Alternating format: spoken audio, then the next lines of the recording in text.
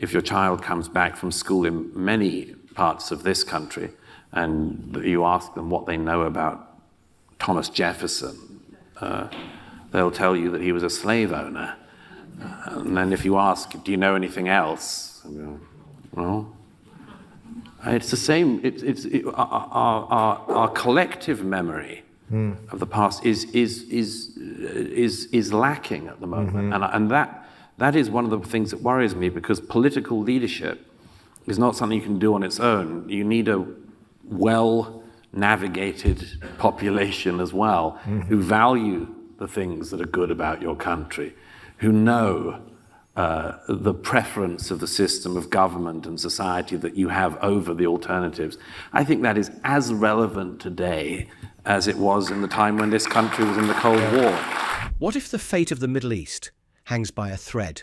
With Israel's precision strikes on Iran exposing the regime's vulnerability, could we be on the brink of a monumental shift? As the threat of nuclear arms sends shockwaves, will the Ayatollah's reign finally crumble? Amidst a brewing conflict, can history's lessons illuminate our path forward? Discover if the echoes of fascism and communism will haunt us once again. Right now, what do you think of what's happening in Iran? Well, first of all, it's a great pleasure to be here, great pleasure to see all of you, and great pleasure to be at the Nixon Library. It's a real honor and a treat for me. I was with some friends last week when the Israeli strikes on Iran began, and you probably all know, but some months ago, the Israeli Air Force took out most of the ground-to-air missile defenses that the Iranians had put in place. The Iranian Revolutionary Government, I should stress, is different from Iran. The Revolutionary Government's air defense system would almost completely be taken out. When the Israelis first went in, some 10 days ago or so now, they had such extraordinary set of successes in their strikes against the leadership. Almost all of the military leadership of Iran, apart from the Ayatollah, were taken out. A vast number of the nuclear sites were hit. Around half, it seems, of the ballistic missiles in the armory of the mullahs was taken out. And a few days in, I said to a friend of mine who's a historian who's visited this place many times, I said, what do you think this war will be called? And he said, at the rate the Israelis are going at, it might be the 5-day war. I like the idea they're just getting better and better at it. You know, you have a 6-day war, a 5-day war. Hopefully we'll never have to have a 4-day one. But it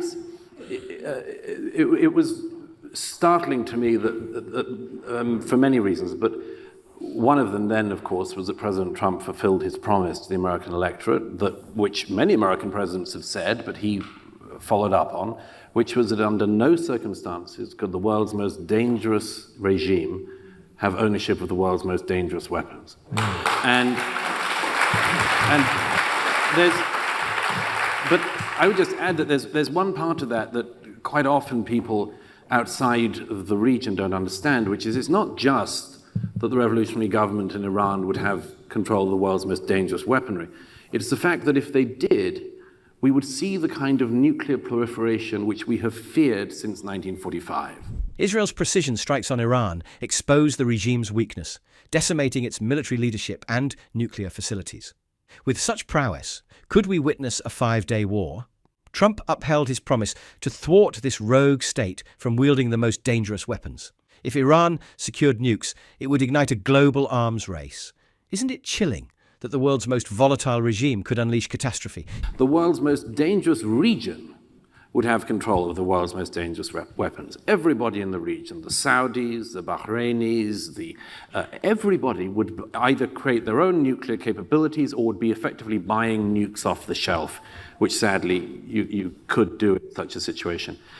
Some people say, well, the kind of nuclear deterrence that President Nixon and others understood would be completely passé. What would happen if the Middle East was nuked up to the hilt would be effectively a Mexican gunfight, where the whole of the region and the wider world would be at risk of just one of those tripwires being crossed at any moment. And nobody outside of the region thinks that's a good idea, and President Trump has acted on it. But it's very striking, just two things quickly. One, look at the number of countries around the world which also said, for decades, that the mullahs could not have nuclear weapons. And what did they do about it? Nothing. The presidents of France, the presidents of Germany, the prime ministers of Britain, they all say they can't have the bomb. But other than saying that's why we must go around the nuclear negotiating table again and get strung out for another 10 years by the Ayatollahs, they were never going to do a thing about it. The most striking comment of the last week, in a way, was Chancellor Merz of Germany, who said in front of the German media, he said, the Israelis have just done our dirty work for us. What an extraordinary thing to say. But he was completely right. So it's a slightly long-winded way to answer the question, but let me just answer that very quickly. The question will be for historians, will what we're living through at the moment, what will it be called? What will the name of this war be called? It might be the war of 1979 to 2025. It might have been that when the Ayatollah Khomeini was allowed to fly back from Paris to Tehran in 79 and then spread terrorism across the Middle East, maybe that's about to come to an end. If Iran secures nuclear weapons, it will ignite a regional arms race. Countries like Saudi Arabia and Bahrain will scramble to develop their own capabilities. While global leaders like France and Germany voice concerns, it's all lip service. Chancellor Merkel acknowledges that the Israelis have done our dirty work. Will this be dubbed the War of 1979 to 2025, marking the end of Ayatollah terror? Maybe it'll be known as the post-October the 7th war, because I think it's something I write about a lot in this book, but just consider the fact that when Iran's proxy of Hamas decided to did invade Israel on the 7th of October, hoped that their fellow Iranian proxy of Hezbollah would join in. Just consider the fact that what Yahya Sinwar did that day led not just to his own demise and the near destruction of Hamas, but the almost complete destruction of Hezbollah, which has been throttling Lebanon for decades, and now leads to the fact that the Ayatollah Khomeini has very few friends left. There was a left-wing Labour leader in the UK called Jeremy Corbyn some years ago, who I was not a fan of. And he became notorious because, among other things, he had been, in the 1990s, 2000s, he had laid a wreath on the grave of the Munich Olympic terrorists. Can you imagine? Anyway, I was asked by the British media this week what I thought, and I said, Jeremy Corbyn's floral orders must be beyond belief. The amount of money he must be spending on wreaths as we speak. He'll be in debt by now. For it to be the 1979 to 2025 war, do we have to have regime change? I mean, does that mean that the Ayatollah is out? Well, it's a very interesting thing. This was obviously something that President Trump was considering last week. He has had a very difficult corner to navigate, in my view. His promise that he would prevent the mullahs getting the bomb, and at the same time his promise to his base not to get involved in further Middle Eastern wars, or indeed any foreign wars. The looming post-October 7th war could redefine the Middle East's power dynamics. Hamas's ill-fated invasion of Israel not only spells doom for them, but also sends Hezbollah reeling, stripping the Ayatollah of crucial allies. Remember Jeremy Corbyn? His wreath-laying antics become eerily relevant now as he sends flowers to the graves of failed terror.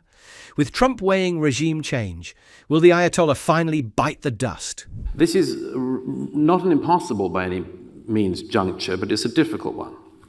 I think so far he's navigated that well. He's done what he believes he had to do to stop the main plants, Fordow and others.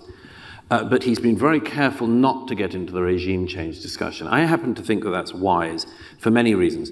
But one is that the future of Iran has to be seen to be in the hands of the Iranian people. And personally, I hope very much that the Iranian people seize their country back from the Ayatollahs. But it would be dangerous, to say the least, for Iran to be effectively needing regime change to be installed from outside. I think it would involve this country and this country's allies in a very complicated mission which we're not up for. And what's more, the Iranian people needs to be their victory if they manage to do that. There should be in the future no myth like there's been about Mossadegh and the Shah, that this was brought in from outside. So last night, President Trump was looking really good. It seemed like the ceasefire was in place. Then this morning, we get news that Iran violated the ceasefire, Israel violated the ceasefire. You see him saying to the media, they don't know what the F they're doing, which I can't remember a president saying it that explicitly out there. And then some news this afternoon that maybe, at least the first intelligence, that maybe everything wasn't obliterated, that maybe it only delayed them a couple months. How confident are you that this ceasefire can hold and that we did what needed to be done and that this war actually does come to an end? First of all, I'd be very surprised if the damage was as minimal as that.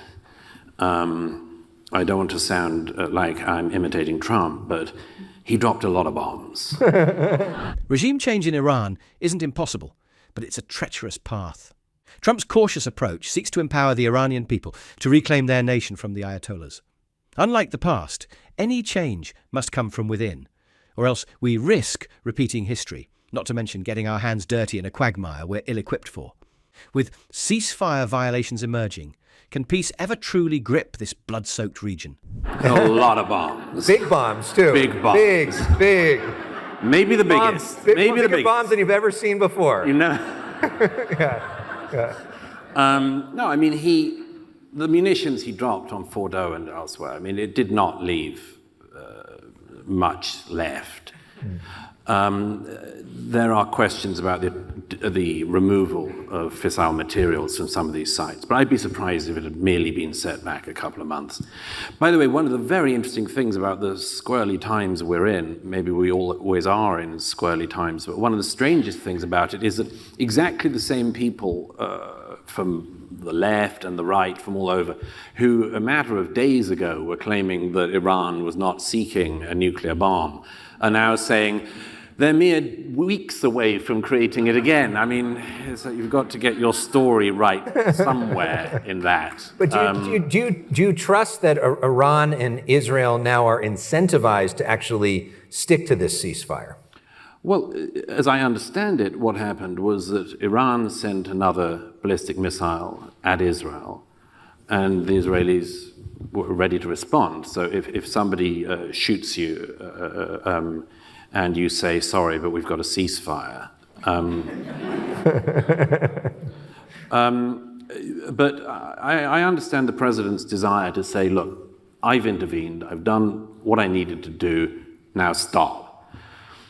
Again, this is a difficult corner. My suspicion is that we'll see in the coming weeks exactly what was achieved, and if it were to turn out that the remaining members of the Iranian revolutionary government did decide this was the moment to rush again for a nuclear bomb, I would hope an American president would stop them a second time.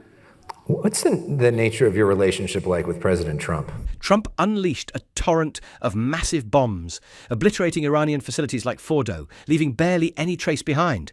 Despite their claims, are we really supposed to believe Iran wasn't pursuing nuclear weapons? Just days ago, the same voices swore they weren't a threat. Now, they scream weeks away. Can we count on Iran and Israel to adhere to this unstable ceasefire? Doubtful. There are cameras, aren't there? And I see an audience. I take the view that he has many virtues. There are things that he's done, including this, which I think many people would not have done. And I enormously admire him for that. I try to take the big picture on these things. A lot of people are obsessed with the sort of small picture things. But in my view, if you're right on the biggest things of your day, I allow a lot of latitude on the other stuff, including the odd F-bomb. Obviously, we're here at the Nixon Library. You got a chance to tour some of the exhibit here. Foreign policy is such an important part of Richard Nixon's thinking and legacy. What lessons do you think we can learn from his experience and his worldview that can be applied right now? Well, one of the extraordinary things about writing about history, and also writing about history as it's happening like this, is after the facts, everybody is a wise guy. Everybody always knows what they'd have done after the thing has happened. I think that's one of the things that happens with Nixon's legacy, as with many other presidents, perhaps his in particular, I have to say, which is a lot of stuff gets lost. It's a sort of useful exercise, apart from anything else, for our own sense of humility, to consider and just remember what history is like when you're going through it. I mean, we're going through it right now. We've lived through about a decade's worth of news in the last 7 days. I remember a story of Rupert Murdoch saying to some politicians some years ago, "Slow down, guys. You're giving us about a year's news every 24 hours." Trump's virtues shine through, even if he's rough around the edges. Critics love to play Monday morning quarterback, but we live in extraordinary times, and history's lessons often get muddied. Nixon's legacy teaches us humility. We must remember we're witnessing history unfold. As Murdoch warned, political news today feels like a year's worth crammed into mere hours. How will we adapt?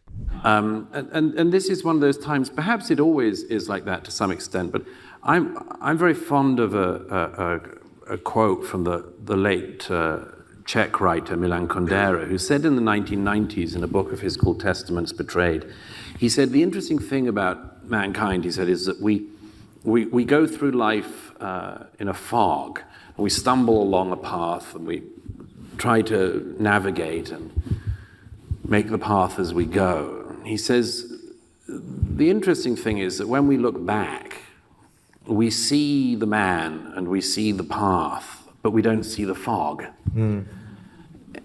Everything seems as if you were always going to end up there once you've ended up there. But you've only done so through wise, hopefully, people navigating their way through the course of events.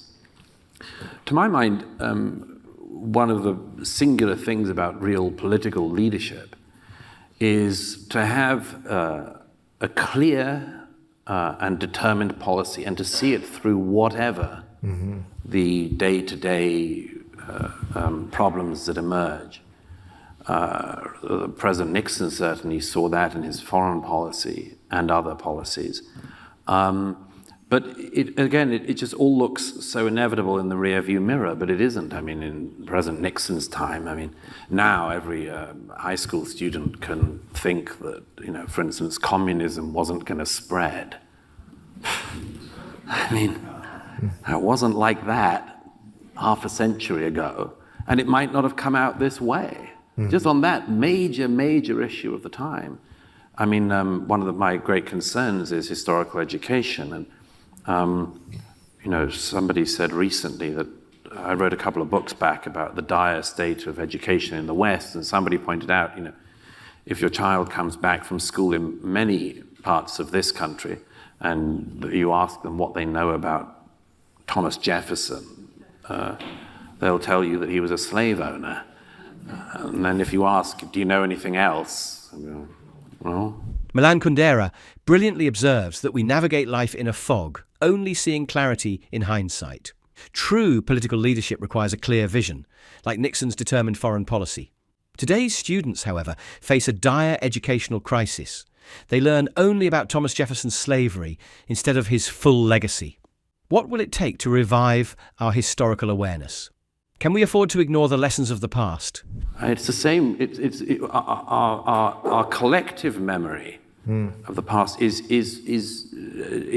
lacking at the moment, and that is one of the things that worries me, because political leadership is not something you can do on its own. You need a well-navigated population as well, who value the things that are good about your country, who know the preference of the system of government and society that you have over the alternatives. I think that is as relevant today as it was in the time when this country was in the Cold War.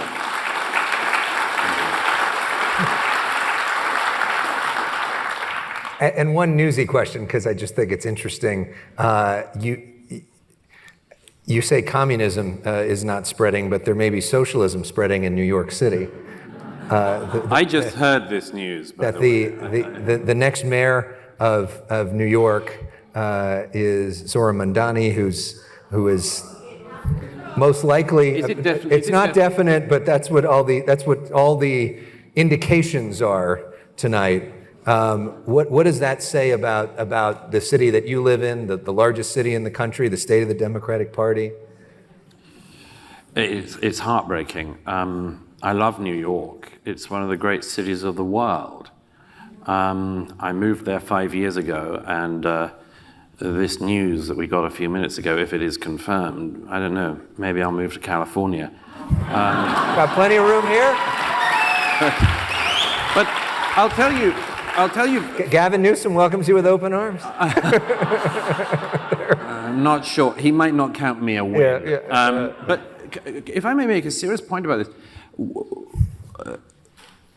there are many unlearned lessons from history, and there are many unlearned lessons from the 20th century. Our collective memory is failing, threatening effective political leadership. A well-informed population is crucial. They must appreciate their government and its merits over alternatives. This challenge mirrors the Cold War era. Amidst this, the potential election of socialist Zohran Mamdani as New York City's mayor raises concerns about the political direction of the nation's largest city. History's lessons remain unlearned. But the biggest unlearned lesson is this, and it's played out in this race. Consider the fact that in the middle of the 20th century, there were two horrific death cult ideologies: Nazi fascism, Soviet communism. These both caused more death than any other ideologies in history. But here's the thing. We've learned most, I'd say, much of the lessons of what happens when you see fascism coming. I mean, everybody thinks they see fascism everywhere. Maybe that's just an early warning system, and sometimes it's just people who are hysterical. But pretty much, I think, in the West, particularly in this country, we know what fascism looks like. We know what a far-right ideology looks like. We know, for instance, that if people start playing dark games of racial superiority and things like that, we know, we have inbuilt a don't you do that again, we know where that leads. Mm-hmm. The great unlearned lesson of the 20th century is that the left, by comparison, has never had such a reckoning moment. Whereas we know how you get to Auschwitz, roughly, pretty roughly, but we know. How do you get to the Gulag? I mean, you get there somehow, but the left, and I think the broader culture, has never worked out what the gradations of this are, so that you have, let's say that's the political center. Sorry, I'm doing it the wrong way around for you, but let's say that's the political center, and that's the Gulag.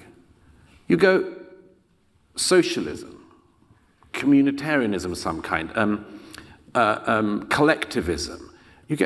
And all of these are still totally acceptable parts of the political spectrum. The greatest unlearned lesson from history centers around fascism and communism. While society recognizes the horrors of far-right ideologies, leftist ideologies, primarily socialism, lack such scrutiny. We can identify the warning signs of fascism, but the left has yet to face its reckoning. So, any thoughts on what Douglas Murray just discussed? Share them in the comments below. And don't forget to like, subscribe, and hit the notification bell so that you never miss any of our future debates.